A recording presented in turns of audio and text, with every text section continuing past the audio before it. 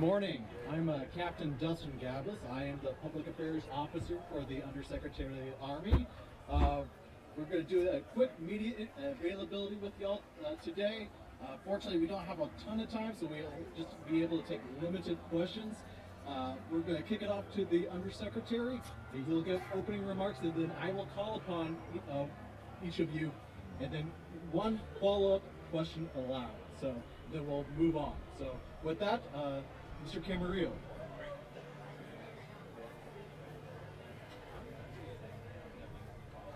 Good morning.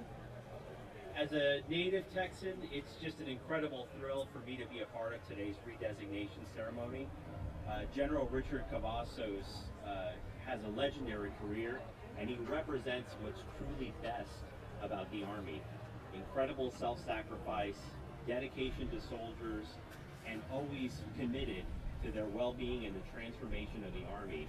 So in many ways, we could not have picked or selected a better leader to honor in this redesignation ceremony. So I'm particularly thrilled to be here and to get a chance to meet with all of the Cavazos family who regaled me yesterday with stories about their father, their grandfather, and what his legacy means for the Army and public service in this country. So with that, I'm looking forward to your questions. All right, first question goes to David Bryant with Killeen Daily Herald. I hear Senator Bryant Killeen Herald. For over 8 decades, our enemies have lived in fear of being soldiers from warhead coming in. Our allies have been reassured that we're here. How do you think this little package going forward now when you see that Fort Cavazos is civil insurance? Well, Fort Cavazos and the soldiers as part of 3 Corps are absolutely critical to the biggest transformation that the Army is undertaking in 20 years. As you know, we've changed from an Army focused on counterterrorism missions in their wars in Iraq and Afghanistan to one focused on large-scale combat operations to prepare to deter and address any potential issues with different types of threats around the world. And so the soldiers at 3 Corps and here at Fort Cavazos are absolutely critical to that mission moving forward. We could not do what we do in the Army, for example, doing power projection of our armored divisions without the great work and training that happens here at Fort Cavazos. So that important work is going to continue, and it's very much critical to the future success of the Army. Do you have a follow-up, sir? Follow-up? I'm good, sir. Okay. Next question goes to Rose Thayer with Stars and Stripes. Hi, Rose. Hey, good to see you again. Good to see you. I have a 2-part recruiting question. The first part is how name changes in ceremonies like this. How do you anticipate them supporting recruiting efforts? And then the second one is where the Army stands with the VLUPB and chocolate majors and where that's. Sure. Rose, thanks for the question. I'll answer the first one. As many of you all know, the Army is facing a significant recruiting challenge last year and this year. We think it's something that's going to be with us for quite some time, just given a number of larger factors about how the economy is changing, the attitudes of our 18 to 24-year-old youth population, and how they make decisions about their career. So your question is, how does the name redesignation affect this? We've actually done a lot of research over the last year about what motivates these young Americans to consider military service, and they said that the 2 biggest factors for them is career opportunities down the line, and also their concern about whether a job in military service aligns to their values and their potential future. So for us, it is all about exposing more of America's youth to the job opportunities, the career potential, and the limitless benefits that you get from military service and the training and education that you receive. We're going to continue to carry that message forward as part of these efforts to broaden our recruiting push. And remind me what your second question was. An update on the VLUPB campaign. Yes. Absolutely. So as you know, earlier this year, we relaunched our national media campaign focused on rebranding the Army to focus on Be All You Can Be, which is really a message about empowering what individuals can achieve in their career by joining the Army. And so the first couple of advertisements, you mentioned Jonathan Majors, were featured as part of that. While there's an investigation that's ongoing, we, as an abundance of caution, took those ads down. But the BLU Can Be campaign is much broader than that. So you've seen other advertisements that have been released since that time frame. That was part of our original plan, and we're going to continue following up on that national media campaign. Thanks, Rose. All right, next question goes to Adam Schindler with KXXBABC. That's me, Adam Schindler with Channel 25 here. We live in a huge community full of veterans, and a lot of people that live here now served here in the past. And a lot of those people kind of are upset or don't understand why you decided to change the name. So on behalf of them, can you kind of answer that question, why you changed the name of a place they feel they lost their brothers at when they were serving? Well, first of all, we are incredibly grateful and mindful of the contributions and sacrifice of every soldier who has ever served, especially more so for those that have lost their life or have been wounded or injured. And that goes beyond the name of any one installation. It is something we do across the entire Army, across the entire Department of Defense. So our efforts to honor their legacy, I would say, is more than the name of one place that they served.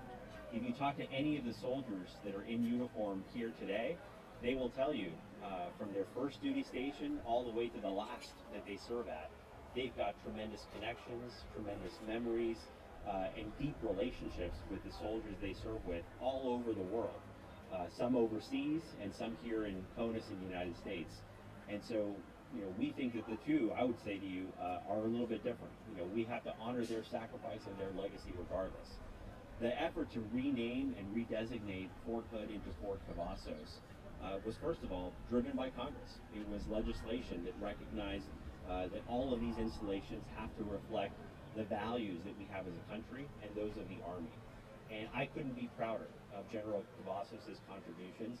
He is an exemplar in many ways of, as I said earlier, what makes the Army great. So to honor him and to honor his legacy and other soldiers like him is a tremendously fitting tribute to what we're all about. Okay, just one follow-up. Why does the name of an installation matter in the first place?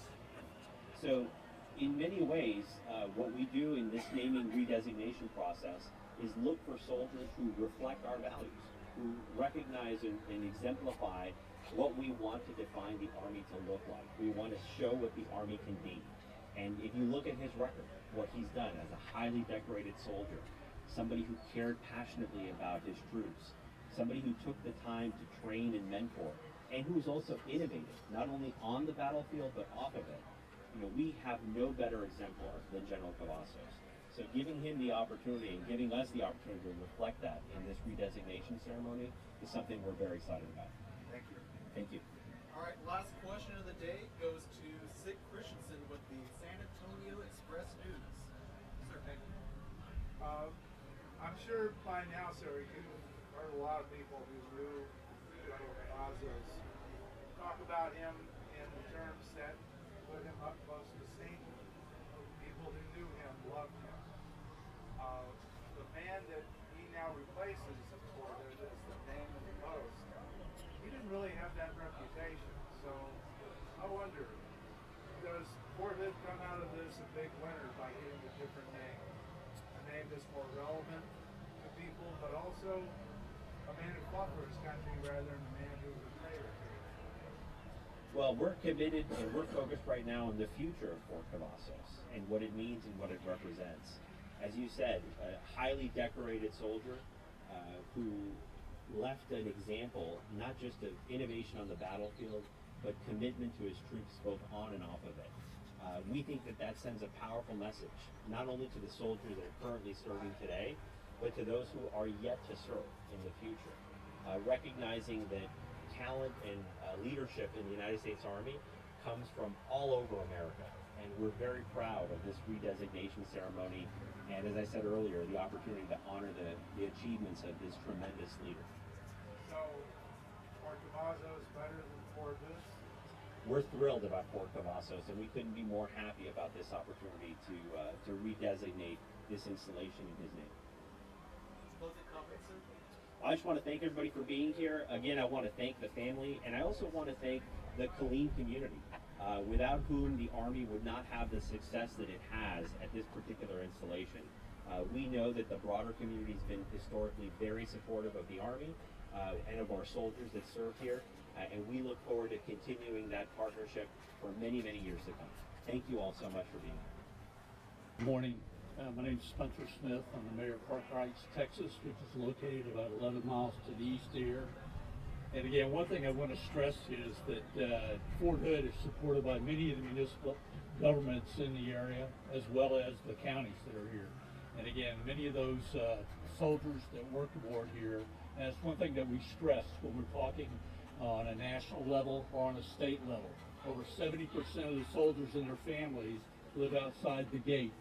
So when they go downrange to do the nation's bidding, the municipal governments take care of them so that they can do their job and they can stay focused. We take care of their wives, okay, take care of their children. We have our police, our fire, our parks and rec will be able to support them so when they come back home that a lot of their biggest investment is their homes and our community, that they come back and be safe with us. Again, today is a wonderful day for Central Texas. General Cavazos, what a wonderful heritage that he provided, and again, to have 3rd Armor Corps to be able to sustain that going forward. And again, I just want to say I was really glad to be here to participate in that, and if you have any questions, I'm available. Yes. Yes, sir. What you noticed from the surrounding communities has been how is the support? I think it's really good. I mean, there's some, pluses and minuses with that, but I think everybody's on board with that. And again, we'll be moving forward, again, especially this great day that we've had here. More about support the soldiers, not necessarily the community. Exactly. Soldiers first and their families. Exactly. Yes, ma'am. Emerald's there with Stars and Stripes. Did Worker Heights have any Fort Hood named any things that y'all are having to rename? No.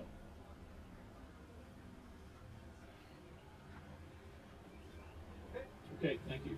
We appreciate